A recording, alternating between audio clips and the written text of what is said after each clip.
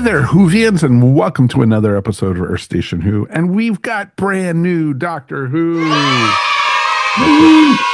right, folks. We are back in episode 1 of season 15 or season 2, depends, what camp Whatever. you're in. Yeah, exactly. At this point, there's so many different ways you could count them. Yeah, we did. Who cares? Exactly. And it's interesting because we have the robot revolution bringing Ncuti Gatwa back as the 15th Doctor and the new companion. We're introduced to Belinda Chandra, or Miss Belinda Chandra.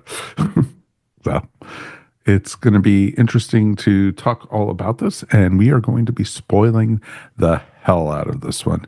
So, folks, if you haven't had a chance to watch it, please take us on hold, put us right next to you. We'll sit here and wait until you are done watching this episode.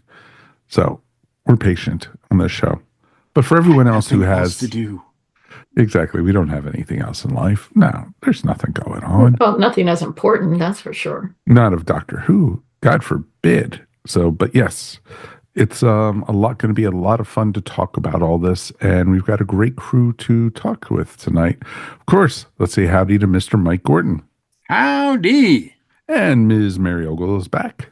Hi, everybody. It is fantastic to be here. And playing the role of Melanie Dean tonight is, of course, our friend Dave Chapman. Hello, hello, hello. Yes, Dave has officially become our official fill-in role when somebody goes on vacation. Our guest host. Our guest host, exactly. So this will be kind of fun. And tonight, of course, Dave will be taking his shot at the Whovian Geek Seat. So it was in his contract. He might not remember that part, but... Oh, totally did not. No, of course, it was invisible ink, so it's okay.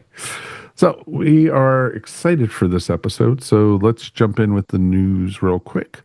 And of course, we had some sad news to start the story with this week. We have lost a longtime Doctor Who.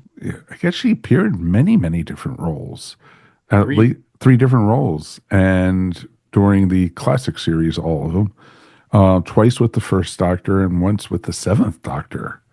So we're talking, of course, about Jean Marsh, and Jean Marsh is, to a lot of people, best known on Doctor Who as Sarah Kingdom, who she was a companion for 9 episodes during the first Doctor's era.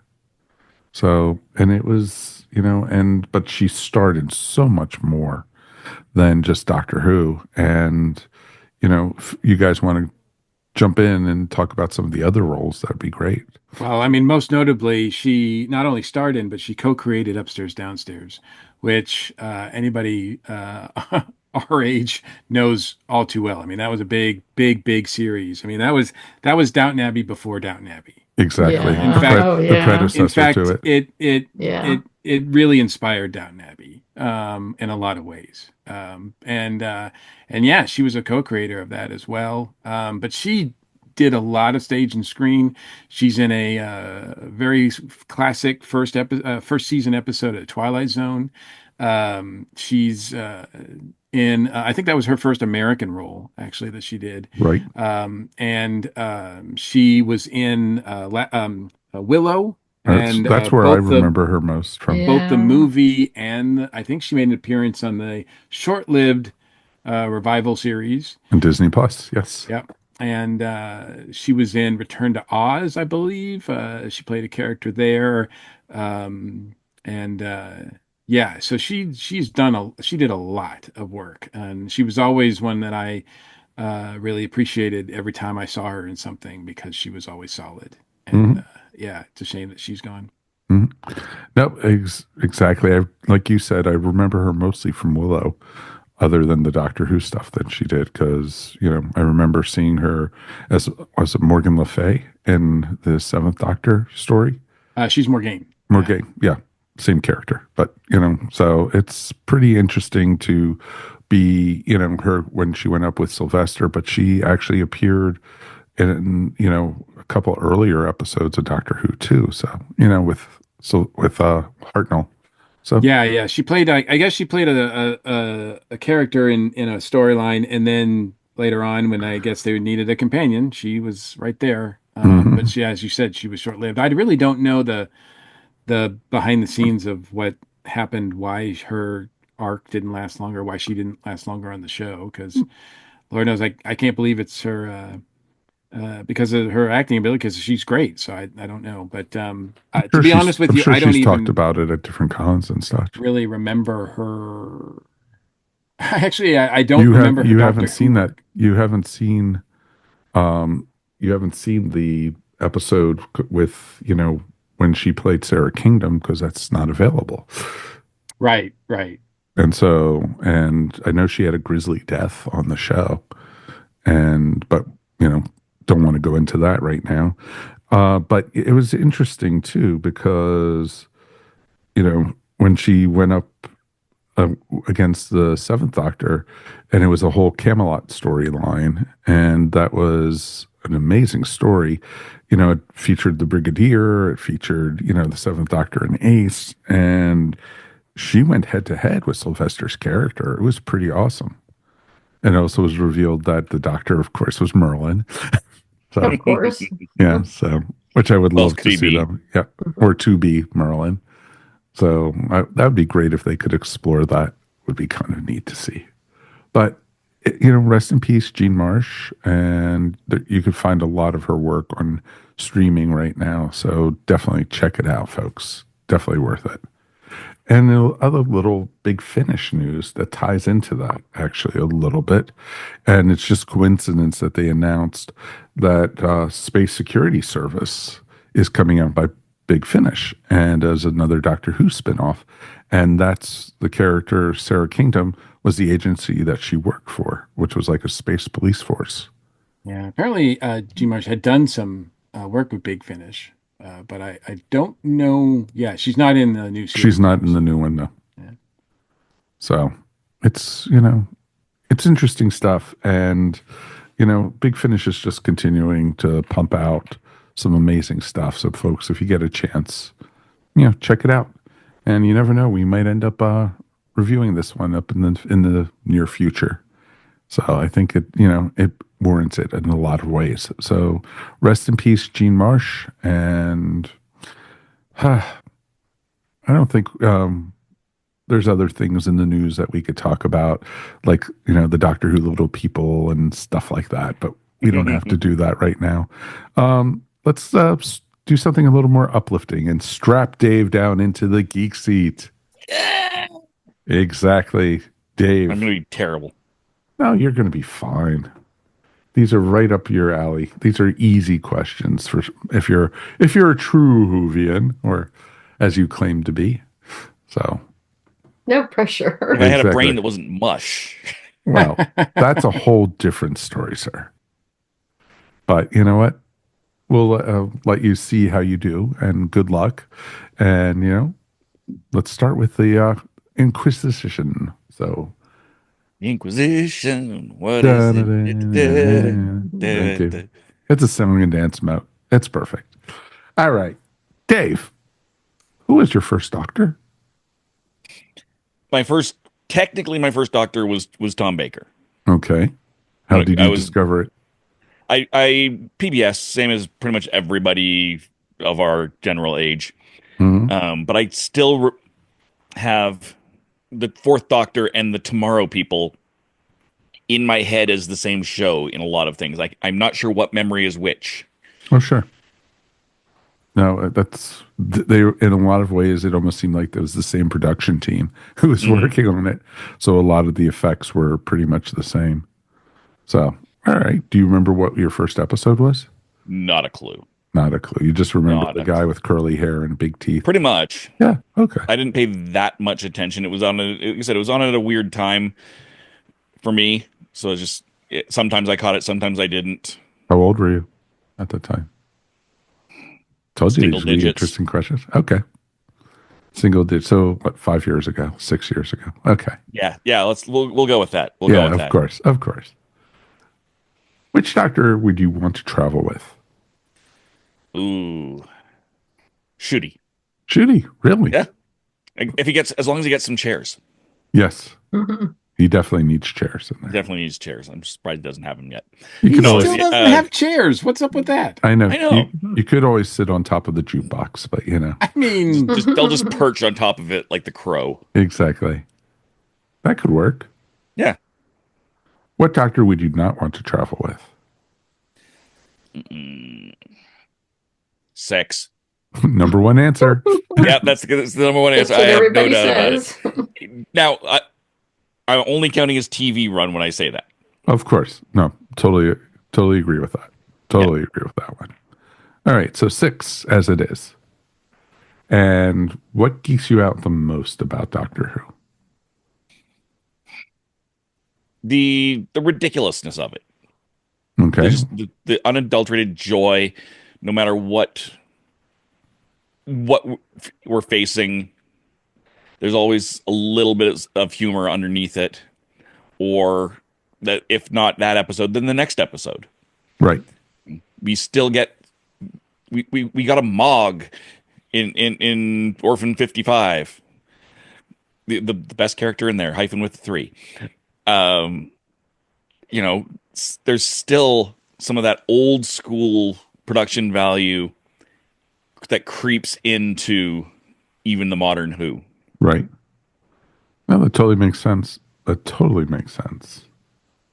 What turns your geek off about Doctor Who? The fans right now. Number And I'm one going to answer. put big giant air quotes around fans. They're not fans. They're No, haters. they're not. No. Exactly. The haters in the fandom are just the worst. No, agreed. And as we always like to say on the show, if you don't like what's happening on Doctor Who, just stick around. It's going to change again. Exactly. Exactly. So, nope, good question. Good answer. What Doctor Who companion would you like to meet the most? Ace. What about her? It doesn't matter which version of Ace you get. She's just such a strong, fascinating character. Whether it's 16-year-old Ace that's crazy bomber girl, or if it's modern Ace running a multi-million-dollar charity out of a tower, it doesn't matter. She's still just a fascinating character and such a strong performer. And Sophie's also just delightful. It's hard to separate Sophie from Ace. It's kind of interchangeable nowadays. Pretty much. although if you see either one of them with a baseball bat, Yes. yeah, that might not be the best time to approach. It's true. It's true. Which Doctor Who villain would you like to meet the least? Ooh. The Skithra. The Skithra. Do tell. I'm not a big, either that or the giant spider from Arachnids in the UK, but it's either giant spiders or giant scorpions. Pick one. I'm not a big arachnid fan. I could tell. Yeah. Yeah, I could tell on that one. All right. What was your favorite Doctor Who geek out moment? 50th anniversary. Just Really? kind of the whole thing. Getting to see, actually, honest, the biggest part of that whole celebration, my favorite part would have been Night of the Doctor with the little 10-minute 8th Doctor webisode. Oh, you're asking for a doctor, but it might not be the one you were expecting. Exactly. Yes. Exactly. Introducing John Hurt was wonderful. It's John Hurt. He was fabulous in everything he did. No, I don't disagree with that. Yeah. Very cool, my friend. What was your most disappointing Doctor Who geek out moment?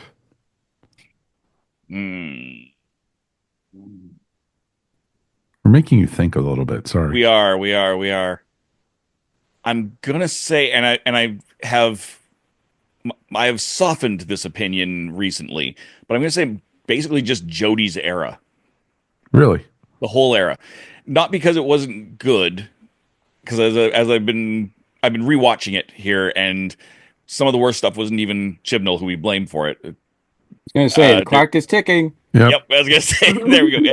Had to get it in there somewhere. The Chibnall bashing is the clock ticking is ticking. It, The Chibnall clock. But honestly, there was so much of that was. I appreciate what he tried to do, and he just kind of failed Right. or dropped a lot of balls. He had a lot And of so, great ideas, but Yeah. they just didn't come to fruition. exactly. Oh, okay. Fair enough. That does count as a Chibnall bash, by the way. Totally, as it should. As it should. As it should. Awesome. Awesome. A slightly soft one though. All right. Dave. Softcore chip. A softcore one. Softcore Chibnall bash. That's a whole new category on itself right there. And that's pictures I just don't even want to think about. Okay, there.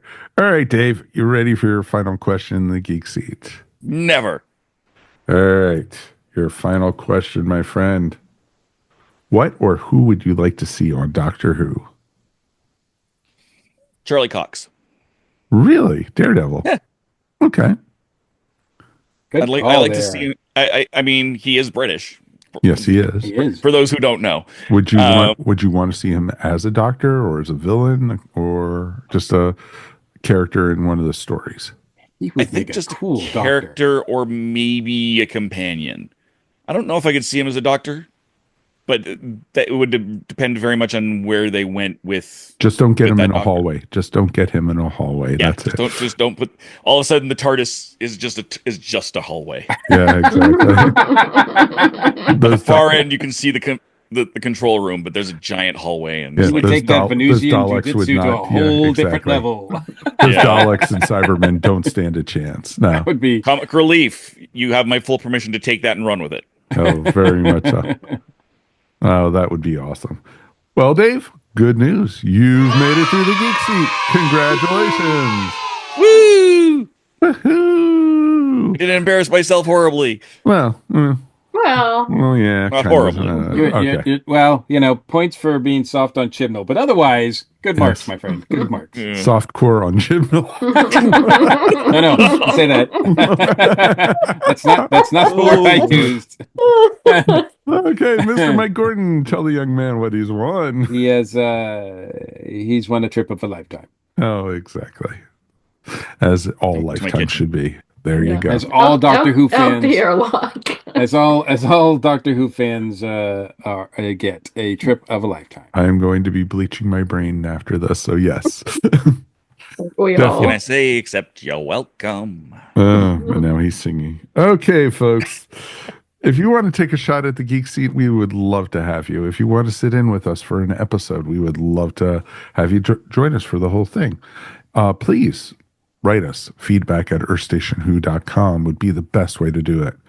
All right, let's take a quick break and we'll be back in a moment. And we are diving all into Robot Revolution. Welcome back. Now we're diving all into the Robot Revolution, featuring Ncuti Gatwa as the Doctor and, of course, his new companion.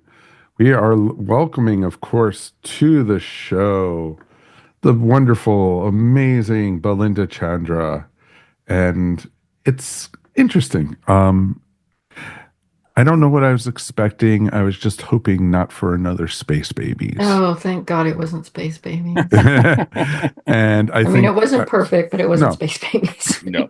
I don't think there's, I think it's hard pressed to say a perfect episode anymore, and, I'm hoping for it still, but I was very happy. I've watched it twice already, and I liked it more the second time, even more, because I was able to catch little things and make me go, And those who are watching us on video get to see me stroke the beard. It's awesome. Right, exactly. So it's pretty cool to be able to do. Let's get some initial thoughts from the crew. Dave, you're our co-host for this evening. What do you think? I liked it. I liked it a lot. Okay. Do you want my rating or just No, ratings are Vocal later. thoughts. Okay? It's like your initial thoughts. Your Here's my initial initial thoughts. thoughts. I think there And was some none- editing problems. Okay. Like I think there are a lot of important tiny details and may have landed it on the cutting room floor in the same way that some of the stuff did in Ant-Man Quantumania, Okay. where they would refer to certain things in in the show that didn't really come up. For example, Belinda knowing what the TARDIS was. Right. It's like, oh, that's your TARDIS. He never told her it was a TARDIS. I'm guessing that came out of like their little mind meld thing that happened. I loved those effects, by the way. Yes. That was Yeah, pretty cool. there were two things that happened like that, and I got them in my notes too. But go ahead. Yeah, I noticed that too. I don't know if it was a mistake. You never know if these are mistakes or if they're leading somewhere. Right. So Yeah. That's a big one, though. Like, that's one that I can't. I have too much respect for, even on a bad day, RTD to not make that big of a gaffe. yeah, that's why I wonder if it's a mistake. Mistake in like quotes, an editing Right, mistake as right. opposed to a writing mistake. Yeah, Exactly. or even a mistake at all. If it's just a plan of something, or possibly. Yeah, and that's yeah. the other thing is it could well be plans because there's definitely a lot being planted here. Well, And especially I'm with looking- the time whoosh, as they Yes. call it. Yes, the shwoop. Yeah. The swoof. The timey-wimey. What am I, 6? Yeah. Love Yeah. that. Some great one-liners. I love that it looks like I'm assuming we're going to get a 2-part finale because that's what the date lands on the calendar on the screen. Yeah. Yes. Yeah, they And were a little that would obvious be. about that. I mean, RTD does that, so I mean that's right in his wheelhouse. I mean, Yeah. Exactly. So those are the initial thoughts. Okay. All right, Mary, what about you? I liked it overall. Okay. There are some plot holes, as there always are, and some sort of RTD cop-outs. I was going to say, are we RTD bashing now already? Yeah, no, not really. We're just acknowledging RTD is what he is. But I liked it overall. I liked it way better than Space Babies. It was a much better first episode of the season. I think it was a decent introduction for Miss Belinda Chandra, and who would hit me for calling her Miss.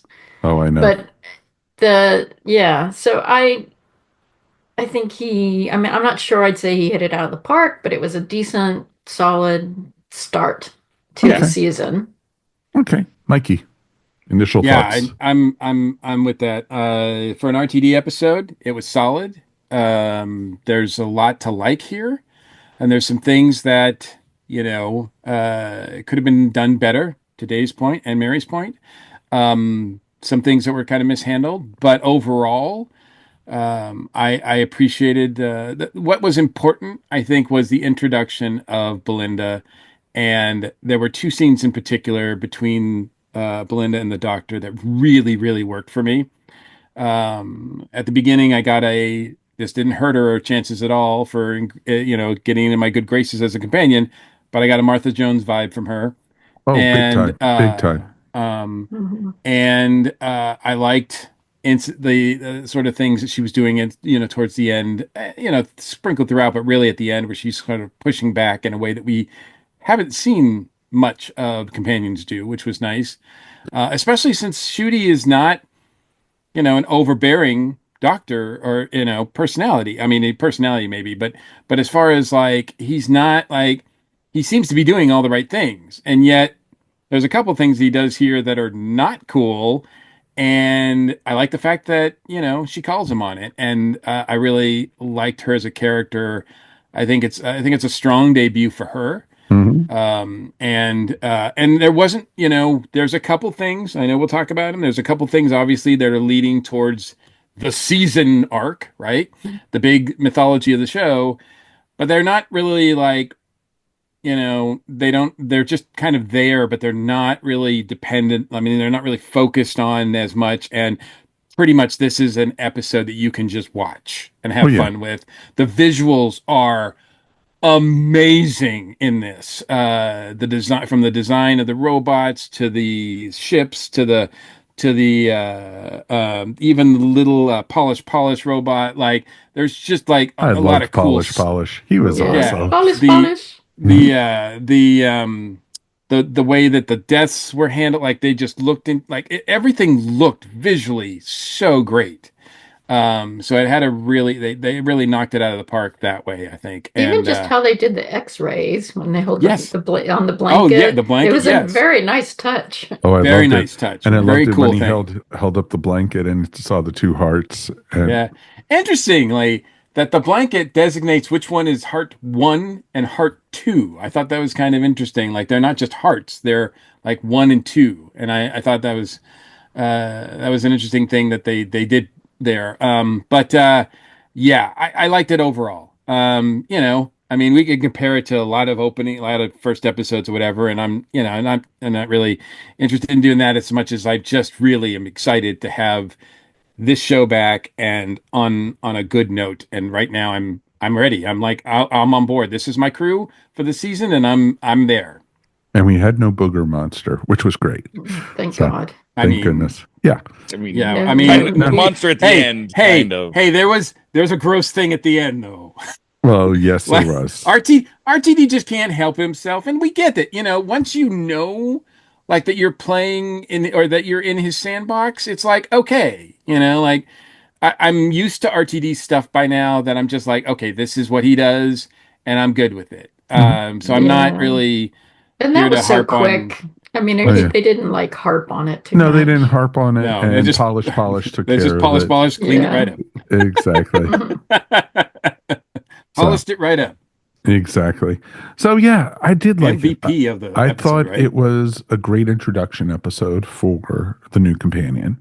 I did get a Martha vibe from her at the beginning, but then I started getting a Donna vibe when she started standing Mhm. up to the doctor, and especially when the doctor did the DNA reading on her, and it's like without even asking her because he's so used to just doing it, and and she took offense to it, and she said, "Hey, buddy, you can't do that without asking," and I thought that was awesome. I thought it was great that it's not going to be a nice, oh, doctor, you're awesome, you're great. She's going to call the doctor on his BS, and I like that a lot. Yeah, And especially when everything. a lot of times the doctor knows he's doing stuff that he shouldn't be doing. Right. But here, Ncuti plays it as if he's generally like, "Oh, I'm so sorry. I Yes. just," and so I really like that aspect of him. Mhm. That aspect of that Yeah, he brings actually to it. took ownership of it for a change He instead does. of just He didn't just glossing blow it over over. it. Actually, Exactly. absolutely. I didn't care for the whole thing that they had to tie it in to her descendant 3,000 years later. That it could have been two different characters. It didn't have to be anyone who is related or such. Yeah, I think You that know? was the internet influencing him there because everyone's like, Yeah, "Oh, I is it going think to he's be? just What's it going to trying to be? What's it going to silence the be?" trolls. Right. Well, there's that, and there's also we don't know where her story's going, so Mhm. True. that could lead to where her story's going. And you know, Well, look, if that's a Moffat design thing, color me interested. yeah. But also the same thing though is they tried doing that in the Moffat era, if you remember, with Danny Pink and his descendant, and Danny Pink was killed, before he was able to sire children. So, Yeah, well, that was very Stephen Moffat not yeah, caring exactly. about that. Yeah, well, yeah, yeah. So, But yeah, yeah, but I did like the whole idea of, basically, her Belinda being kidnapped, the poor cat. The poor cat. Why did they have to kill the cat? cats Shock value. are never irrelevant. Nope, exactly. Exactly. So agreed. Trust me on that. That was disappointing, RTD. I did not care for that. But it was interesting. The character of Alan was a dud. And him being the AI or the owl, and everything, that was kind of dumb. I didn't like that part. That was the weakest part of the story for me It, To be fair, the character was a pretty weak character to begin with. within the world, not just written. Just Yeah, Yeah, I in mean, the he's world. His supposed to character be was a definitely weak. He's supposed to be a weak character. Yeah. yeah. I thought the actor did a great job. Oh, The very much. look of the villain was, I thought, like as the AI or whatever you Oh, want to when he call him at became, the end yeah, was incredible. I thought like he had the look and everything. Working this robot revolution into like this whole planet thing into a in your face metaphor for what is it coercive control, Mhm. coercive control, whatever. Coercive. Coercive control, right? Yes. Was clunky at best. Like it was not RTD's finest hour. Like interesting concept, but it could have been handled much better. It was very clunky. Yeah. And this just gives those people who are upset about, wokeness or whatever, like fodder for because he didn't handle it right. Like if he had handled it better and if it was not mishandled here and if it was a lot smoother, then, it would have been a great message and a great story. But because he mishandles it, it gives all his critics like something to point at and be like, see, that's the problem. Right. It's not the problem. It's just the fact that he handled it wrong here. Right. Not that the fact that he tried to do it. No, I agree. I, overall, I thought the story moved very smoothly. It flew by. It really flew by. That's why I had to watch it a second time because I felt like I had missed stuff, but I didn't. I actually gained stuff, and it was interesting. I loved the whole nine words. That was brilliant. Once you figured out what he was doing, that was just genius. I loved that whole part of the story. And I was like, literally, both Judy and I, when we were watching it the first time, we were counting along on our fingers and everything. Yeah. Sorry, Mike, I just have to disagree with you there because I thought that was kind of dumb. There was I no real loved reason for it. I thought it was kind of like silly. But I mean, it was used well, but I just didn't. I was like, it made no sense to me. It was one of those RTD things that he puts in there that makes no sense. But the way they filmed it was cool. No, I have to disagree. So we'll disagree on that one, my friend. But it was interesting. I liked that, and I liked the doctor's reaction because he had gotten there 6 months before, so he could become the historian of the group. And he didn't plan that. He ended up there 6 months because the swoosh. early. Yeah. But he built in and he started making relationships and making inroads with the rebellion.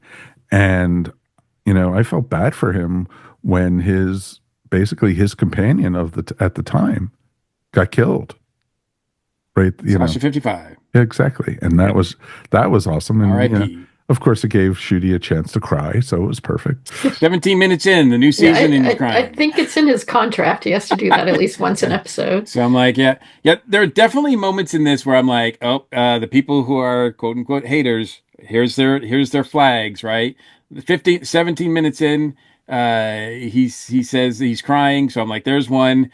And then a few minutes after that, the doctor admits that he's searching for her, Chandra because she's important, and I'm like, that's one that people are going to jump on because she's the most important being now. And then of course later on when they kind of mess up the whole like boyfriend control thing, and I'm like, there's a few things here that I mean, I give credit for RTD. He's like, I'm not changing. Yeah, like I'm still going to do this stuff, so you can criticize and yell all you want and hate me all you want and hate the show all you want, but I'm still me, man. But but the thing is, they didn't say why the doctor went to the hospital looking for her at the very beginning of the episode. They did. He was conscious. He was looking for her because someone who we don't know yet told him that she would be important and that he had to find her. He admits that. He said, he told me your name, that you would be important. Exactly. And so that's why he was after her. We don't know who or what. Yes. Who knows? So yeah, it's interesting with that. But it also, the doctor probably is known as a mass murderer now again because he basically shut off the whole power at the hospital and everyone who was on life support there. Yeah, I would like to think that he stayed behind and fixed things. That's why he was late to go to her apartment. That's what we'll tell ourselves anyway. Exactly. Yeah. I think also emergency power would have kicked in. Yeah, at the cost of the cat, he was late and arriving. That's what I'm telling myself. That the doctor didn't kill. That being said, that God help him if she finds out about that, for one thing, Yep. because then she'll really rip into him. But that kind of goes to him being a bit reckless, and this, especially this iteration of him being a little bit more reckless, which he gets called out for later, even not knowing what happened at the hospital. Right. So I'm hoping that will get brought back in and used as a character building point, rather than the just disaster. Why did you do that, RTD? Moment that could have been. Exactly. I saw the power going out in the hospital, and Judy and I looked at each other, and it's like, oh no, oh no. Yeah. Yeah, I think they really should have added a scene there just to Yeah. let us know Yeah. that the doctor is not Flip it. killing everybody. Have him aim the screwdriver at something and flip it back on. Yeah. exactly. Yeah. Exactly. Him going, oops. When you say that RTD did the coercive control thing wrong, what do you mean? Do you mean he just didn't spend enough time on it or explain it enough, or what is it about it that bothers you? I just thought it was really clunky. I mean, he actually had to say the words out loud in order for us to make that connection. Okay. And then he had to go back in time and show us that this guy was like this prior to him being abducted and being a bad guy. He was a villain really kind of all along. And he kind of, they kind of structure the story that way. So we don't get to see that. And it just sort of pops out of nowhere. And to Mike's point, Can I? Yeah, I'm go sorry. I just want to stop you there just for a second because of Yes. what you just said, that it kind of came out of nowhere. It didn't come out I of think if nowhere. you're a woman, that did not come out of nowhere at all. That That is could be. something that every single woman, I can guarantee you, probably on this earth, has met this guy, and a lot of them have been coerced by this guy. And even in the beginning with she's totally on board with him, even though he's saying horrible things to her in the beginning. She's just nodding her head and going along with it. Mhm. And that luckily she figures it out a year later by the time he's proposed to her and she dumps his ass. But this is a universal thing that women experience. So, and I mean, now I'll agree with you. It was clunky. He did Yeah. not, I mean, it could have the been done horrible in a things, better though, are way. revealed at the But end. I think I think it depends on your point of view. Right. Well, I accept that.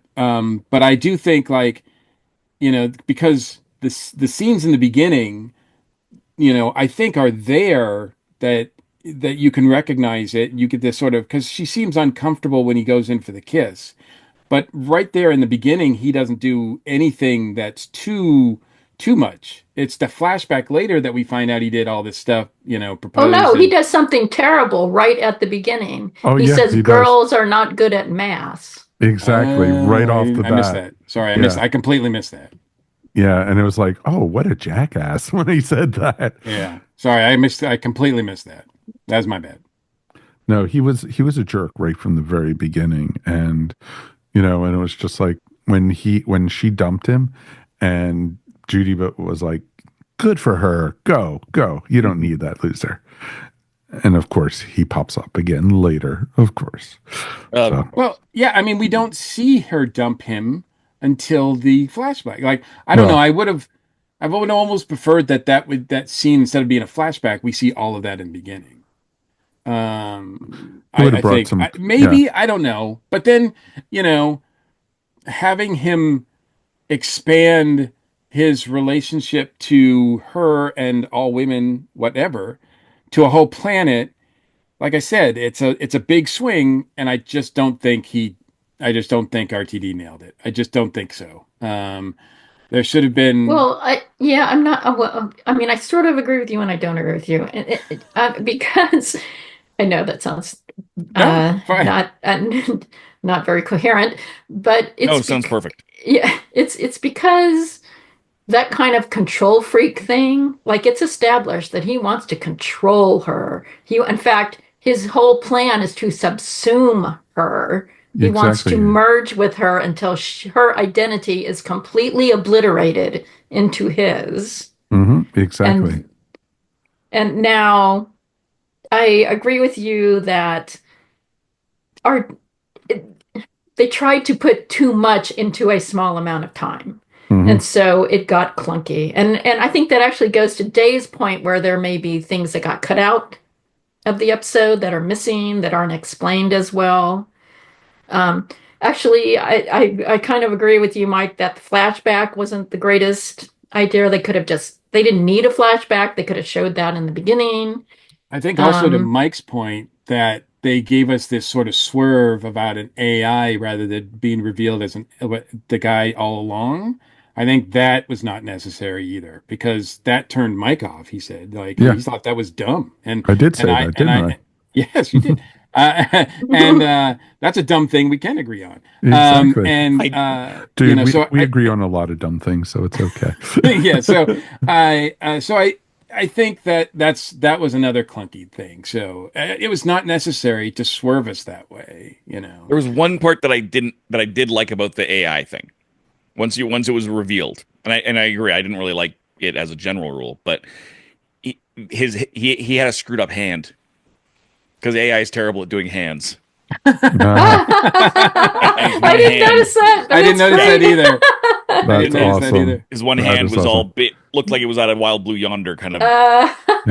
too big. That's the other thing, Dave. Though it's like either like there's not enough time, and it's not necessary to do the swerve to do it like, hey, AI is bad, and we're going to talk about how bad AI can be, and then say like pull the rug and say, oh no, it's not really about that. It's not really about AI. It's about this guy. It's like, well, I think it's the whole trying to cram too many ideas into a short amount of time. It was ambitious, but they did too much into little time. And you know, that part I'll agree with you. That part was clunky. Now, what did you guys think of the two pieces of paper and, from the same pieces of paper from different eras?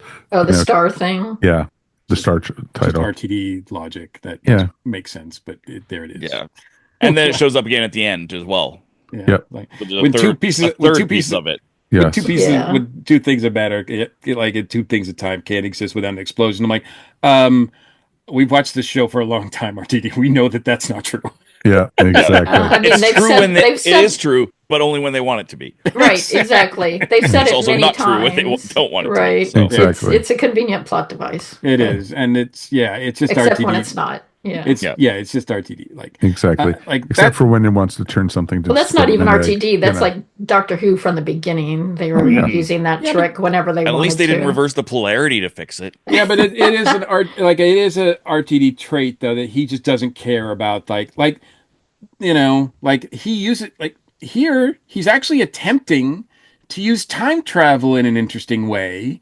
But all he does is kind of hand wave it and be like, well, sometimes you go back a week and sometimes you go back 6 months and sometimes you go back 10 years. Like, it just doesn't like it. And I don't care about it. Just the way this, it's just the way it is. So I don't really feel the need to, because that's not really what the episode's about. The episode's really about this. And so I don't really care about that stuff. Whereas someone like, Stephen Moffat really cares about like, how to mess with time travel and do interesting things with it.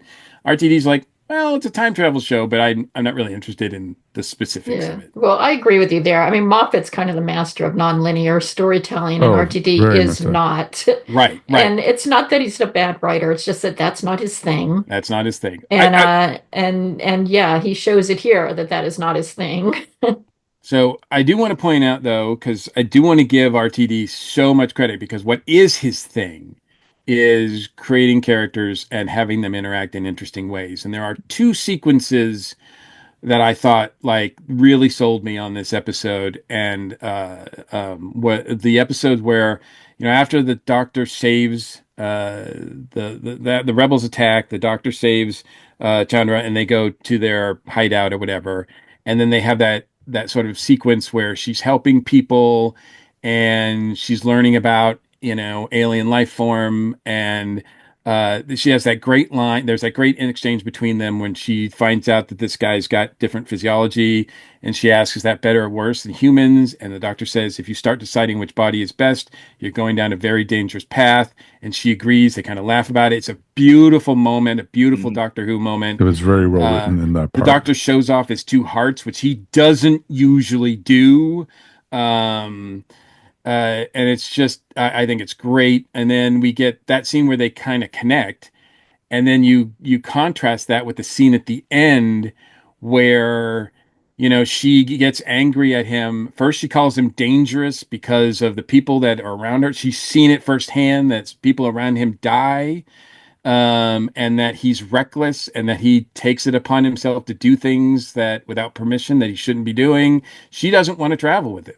She's not a companion that's like, let's go. She's like, take me home now.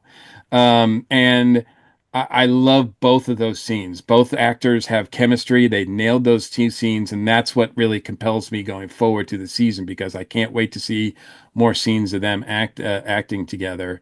The one other thing, Dave, that I will say, because you pointed out that she knows it's a TARDIS before she should. She also says when she gets in the TARDIS, she asks specifically to go to May 25th, 2025, before she knows it's a time machine. Yes. Like, and I'm It's like, what? yeah, I'm like, why is she asking to go back to this specific date? And then the doctor tells, so I don't know if that's an editing thing, a writing thing. It seems very sloppy, but that seems like a foreshadowing thing to me. Yeah. I mean, yeah, I bad noticed those foreshadowing. things too. yeah. Yeah. Think I glazed over that just because they had already kind of discussed that it's at least a spaceship, if not a time ship, and that there's a time fracture out there that was able to get him changing times. So I think I kind of glazed over that in that kind of a context.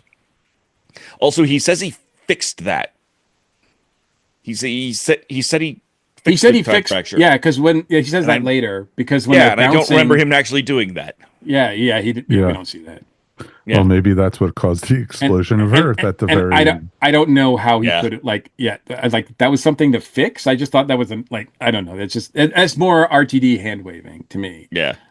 Just like at the end, do we need to see like all these recognizable things floating in space before we to realize? Well, that apparently must be we do, because I'm sure that's going to be part of the ongoing I arc. mean, Of course. I mean, And we see the Statue of RTD Liberty. is not known for his subtlety. That was not subtle at all. I'm like, okay, Yeah. Statue of Liberty, that's cool. And then it's like, the Eiffel Tower. Okay, there's another one. Oh, a Yeah. pyramid? Okay. And then a calendar as far as the date. And I'm kind of like, okay, RTD. We got it. Yeah. we understand. So now we know that, the Earth is going to be destroyed unless something happens with the doctor, and that Belinda Chandra is like part of it. I like that he calls her Belle right away, and she doesn't bark at it. I like the fact that they're comfortable with that. Mhm. And she'll And, in return she'll call him Doc, and he'll go, "No, Doctor." Yeah. So the other sequence, in that scene too, where she says that you're just like a doctor, like you stand by while the nurses do all the work. I mean, there's that pushback, as Dave pointed out. There's that pushback relationship that they have that I think I'm going to really enjoy, and it's not like like Mike, you mentioned, it's a lot like Donna, but Donna would yell it in his face. of course. she's I she's did a not little like bit Donna. I What? like Belinda. I did not like Donna. I did I've not never either. liked Donna, but I like Belinda. So I think I do too. that's a thing. I like her too. So I think I love Donna and Belinda. Yeah, and I do and too. Martha. Oh, I yeah. mean, they all have sort of similar things going on, and at least in the sense that they would challenge the doctor. Yep. And I Now- always like that dynamic. All I right. think it's again the haters kind of just grabbing onto information that's out there that they think they can see things that aren't there. But I wanted to bring it up to you guys because I did not notice this at all. I saw a critique that said that Ncuti seemed to be phoning it in this episode. I did not. I did never not felt that experience at that at all. all. No. As I pointed out, there were No. scenes that I thought were brilliant. I will say that I did think that there was a couple occasions where I thought that Ncuti was doing the opposite. He was trying like too hard to go over. Like there's a scene at the end where I was shuffling Belinda into the TARDIS, and he's going, "Let's go, let's go, let's go, let's go," and I'm kind of like, Ncuti, I don't think that's really necessary. Like I would not have used that take. It just seemed like it was just weird, like a little bit over Extra the top. goofy. But uh but I did not, I think a lot of people are thinking that he's already moved on from this role. And look, when he sees the TARDIS again, and you just see it in his eyes, he is like, my baby's back. He goes inside and he looks like he owns the thing, and it's just his home. And so I get no, uh, there's no display of any sort of boredom or whatever you want to call it on Judy's part here. I think he still owns this role very much. No, So. very much so. And I think Yeah. I feel like he's even more comfortable in the role now I agree with that. than Yeah. he, last season. So, haters will just hate. All right. Yeah. One thing we have not brought up yet. And I know what it's on my notes too. Yep. Let's talk about Mrs. Flood. Mrs. Flood. Breaking the fourth wall. Again. Again. I loved it because it really established that no, this is not the same house. Belinda is not like the other side of Mrs. Flood from Ruby. They're all in the same neighborhood. Oh, she saw the doctor, she scuttled away. You It's like, didn't I'm see not me supposed or- to be. He's not supposed to know that I'm here. Yeah, exactly. And I think that actually worked really well. And I love she plays the doddering old fool so well. Yeah. You're about to be abducted by robots, dear. Enjoy. Yeah, she has it's just like, tell Have my fun storming parents the I love them. castle. I'm like, she is not going to tell your parents anything. No. So, No. Mhm. She is No. not going to tell the owner of that cat anything. No. She's just going And to if be she like, does, they won't believe her because they'll think she's nuts. yeah, Exactly. she's Just great. Crazy Mrs. Flood next There's door. nothing to go on here as far as who she is or what she's going to bring to the table this season. We know that she's going to be part of the season, but she's there, and we'll just see where it goes. and everyone has their theories on who she is and such, but There's a lot of them out there. oh, there are so many. Any female character you've ever seen on Doctor Who Yes. Or male. or male. Exactly. That's true. Yeah. I mean, it hasn't been like, I've seen all sorts of theories, and Yeah. there's not enough to go on. I mean, Yeah. Michelle asked me, Admit it, Mike, you want it to be Adric. I do not. There's a number of characters I don't want her to be. Mike's dark secret. Michelle asked me if she was a good guy, and I said I do not think so, because we saw her doing some things that were not good in A the little finale. bit questionable. Yeah, exactly. Exactly. So I do not think so. Is she out and out like villain? Is she going to be the big bad this season? I don't know. I will say that I will be very, the one huge one out there is that she's the master, and I am not on board with that reveal either. No, I do not. I don't want her to be the Yeah. master. Someone said she has a gold tooth, and I didn't notice it. Yeah, I didn't. notice that Yeah, either. I just saw a random post about it, It could have this been evening. Photoshop, Yeah. Yeah, Yeah. who knows? Yeah, I don't know, but I like it best in the show's history. And look, you can mark this down, this date and this recording time, because I'm going to give Chibnall credit here for doing one thing right during his run. Is that the thing I love about the Master is that when he's revealed and we don't expect it, like all of a sudden some character that we've seen or that we were introduced to for one thing, all of a sudden, whoop, like, oh, it's the Master, like, and I thought that during, This is all part of my master plan. I mean, those times where that now there was, when Moffat did it with Missy, that was a lead up, and that was the one lead up that I think worked, and that's because Michelle Gomez is freaking brilliant. And anytime she's on screen, yes, please. But as far as this being like this slow reveal that it's the Master, that won't work for me at all. So No. take somebody Yeah. else that I'm not expecting, and all of a sudden, pop, that's the Master. That I will love.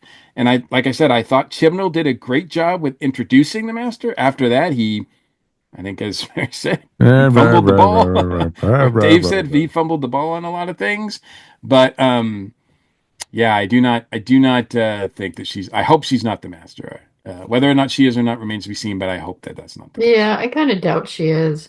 I still wondering, because there's been some clues that they might be trapped in some sort of virtual reality. And that's going to be revealed Storyland. at some point. And that she's somehow, Mrs. Flood is connected to that. She's the host, or she's the one who's running it, or She's the whatever, Ronnie. or the avatar that's Yeah. sent there to watch over them. The She- Ronnie she overlooking it.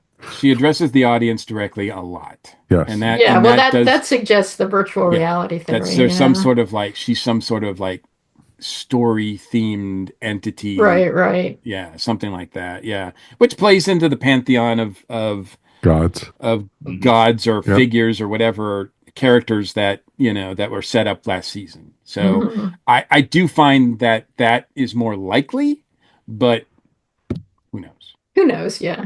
Exactly. Who knows? All right. Any final thoughts before we go ahead and rate this one? Okay. Dave. I got through my notes. Yeah. Dave, go Yeah, I ahead. got through all 1 of out mine. of 5 TARDISes, 1 being the worst, 5 being the best. 3.75. Okay. Any explanation or just Minor imperfections. I really did enjoy it, but it was far from a perfect episode. I'm very excited for the season. I think it was, like I said, it wasn't a bad episode. There was enough little things to bring it down a bit. cool? All right. Mary. I'm going to give it a 4. I did really enjoy it. And also, to be honest, I'm kind of grading on a curve, because RTD's first episodes are usually not great. And this one was definitely one of the better ones. Mhm. And so, and I really enjoy already the relationship between Belinda and the Doctor. I mean, that was set up really well. I mean, I'm totally on board for them being the TARDIS team. Mhm. And so that alone, I'm going to give it a 4. Okie doke. Mikey. I'm going to go 4 as well. Despite the fact that some of it was clunky, I think RTD hit it out of the park on a number of other things. And the most important thing was introducing us to Belinda and having that relationship form and having me be on board. This is a team TARDIS of 2 that right now that I am excited to see interact as they go forward, and add to that, I just love the retro design of the robots and the ships. Oh, Like give me yes. those toys. Give me those toys. Oh, I would love a toy of the polish would have been great. But the Although it robots would were kind of great. get annoying after a while. Oh, yeah. Name your next Roomba. Yeah, exactly. Yes. Polish, exactly. And I'm going to give it a 4 also. I loved how powerful Ncuti was in this one. I don't think he was phoning it in by any means. I think he's getting more and more comfortable being the Doctor. I think he is fitting nicely into the role. And Verada was great as, Belinda. I thought she did, a great first outing. And we have, this is the first time we've ever gotten a non-Caucasian TARDIS crew, and which is wonderful to see. And I'm sure. Yeah, where's the old white guy? Where's It- Graham? Well, exactly. Yeah, where's Graham? Where's Graham? The ghost of Graham is looming. but it's interesting too, because it just gives the haters something else.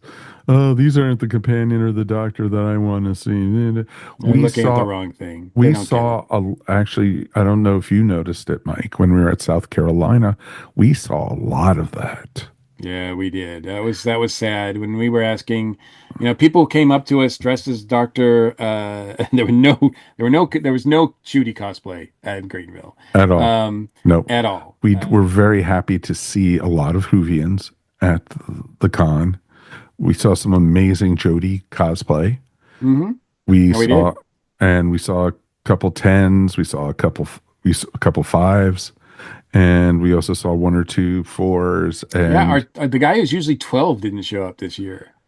He was there. He just was not dressed as the Doctor this year. Because man, he's always spot on. Oh, I think he doesn't have to do anything. He just looks like Capaldi. Yeah. And thank you to, of course, to the folks at Borderlands Comics and South Carolina Comic Con for inviting us back again. And we're looking forward to hopefully enjoying it into the future. But some good news is we got another piece of email from our listeners. That's not stupid. That is definitely not stupid. No, that's awesome. And let's say hey to our friend Elizabeth Laney. Thank you. She's been with us since the very beginning. And, you know, she's stuck with us. Thank you, thank you, thank you. Dear ESW crew, greetings and salutations. It's great to be back with you all for the new season. It feels a little weird to be getting Doctor Who so regularly, but I'm here for it. I enjoyed our introduction to the new companion, Ms. Belinda Chandra. I think she's going to be an interesting addition to the TARDIS, and I love how she called the Doctor out in this episode.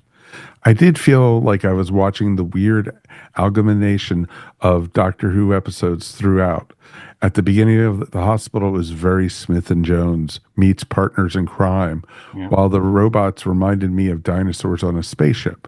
And the doctor's proclamation that Belinda was a very important person just made me shiver, remembering the years of Clara's Impossible Girl. Yeah. My own personal rating would be 3 out of 5 TARDISes. I enjoyed the episode and loved the Doctor and Belinda, but thought the story was unexceptional and not very well developed. As a historian, I would be remiss if I didn't say that I greatly enjoyed the line, "You are the historian. You will witness events, not participate." Not sure I agree with that statement in this day and age, but working towards an unbiased view of the past is certainly the goal of most historians. Still, it's going to be on my list of favorite Doctor Who quotes for next to Rory's dad's quote about always carrying a towel and the 10th Doctor's, "I'm a time traveler. I point and laughed at archaeologists." You know what else I've been enjoying? The Doctor Who YouTube channel. They have some great content. I particularly love the episode of Doctor Who's Unleashed, and they released for the previous seasons ahead of the new season.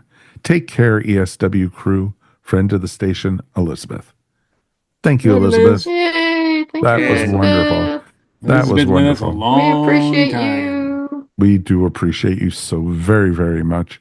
And we would love to hear from you guys at home. Please, feedback at earthstationwho.com would be the best way to get in touch with us. And if you stayed with us this long already, please get a chance, like and subscribe. We would really appreciate it. And, you know, if you hit the like button, that helps YouTube and your podcast aggregator. Let them know that you guys are listening and, you know, gets our numbers up, gets our, you know, fits into whatever algorithm they have of the week and everything. So it's always fun with that. Let's thank our crew, though, beforehand about, you know, joining us tonight and thank them for being here just in general. Dave, you made it through the Geek Seat and the episode. I did. Yay. Anything you want to Always promote, glad. sir? Of course, you can always find me on The Legend of the Traveling TARDIS, and specifically, we've been doing live watch parties. Ooh. So you'll find me in the middle of the night on The Legend of the Traveling TARDIS, Saturday mornings, technically. Aha. For that, we may have to skip an episode while I'm at the Calgary Comics and Entertainment Expo, but we'll see if that happens or not. Other than that, you can find me at therathole.ca and YouTube, therathole.ca. Perfect. That sounds awesome, sir. And of course, let's thank our regulars.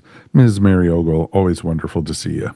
Oh, so exciting. Knew Who was back. Yay. Yay. So that's right. We will be coming back to you for 8 weeks straight. Not every other week, just every week straight.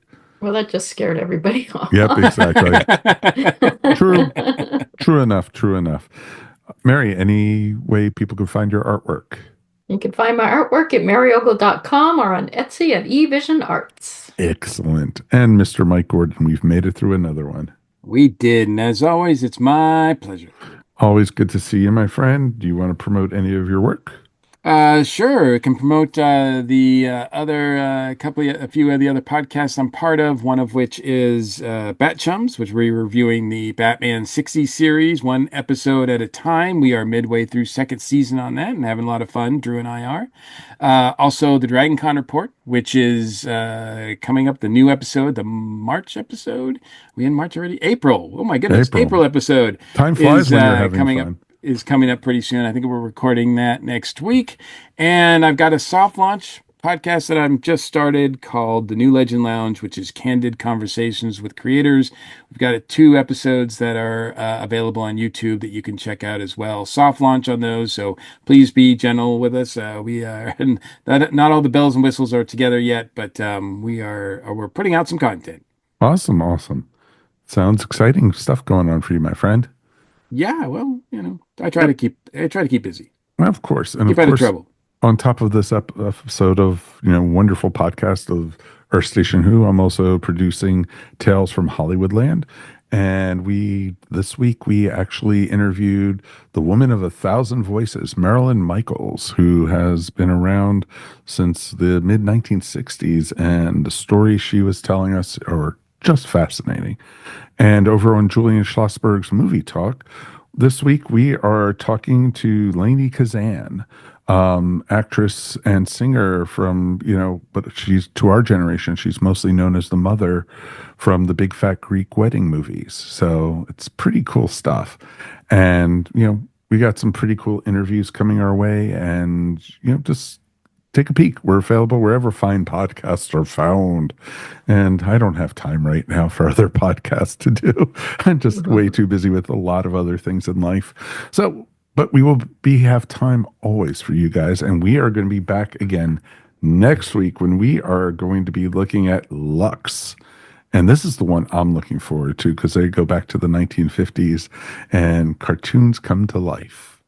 All the early reviews on this are just absolutely stellar, so I'm super excited for it. Yeah. I'm looking forward to it. On behalf of myself, Dave, Mary, and Mr. Gordon himself, Michael Gordon. It's pretty cool. We will see you all later, and be safe. Have a great week, and here's to new Doctor Who. Yay! Yay! Yay! Bye, everybody. Nuhu! Bye. Bye. Bye. Love you. Bye. Miss you all. You have been listening to Earth Station Who, a pop culture podcast dedicated to all things Doctor Who, featuring talents from throughout space and time. All topics on the show are the sole opinions of the individuals and are to be used for entertainment value alone. You can subscribe to our show wherever fine podcasts are found, or check out our website, earthstationwho.com. Don't forget to check us out on Facebook or Instagram, and if you enjoyed the show, please write to us at feedback@earthstationwho.com. Thank you so much for listening, and we will see you on the next journey of Earth Station Who. This has been a broadcast of the ESO Network. Be part of the crew and help support our shows by donating to our ESO Patreon or by shopping at the TeePublic store, which can all be found at www.esonetwork.com. The ESO Network, your station for all things geek.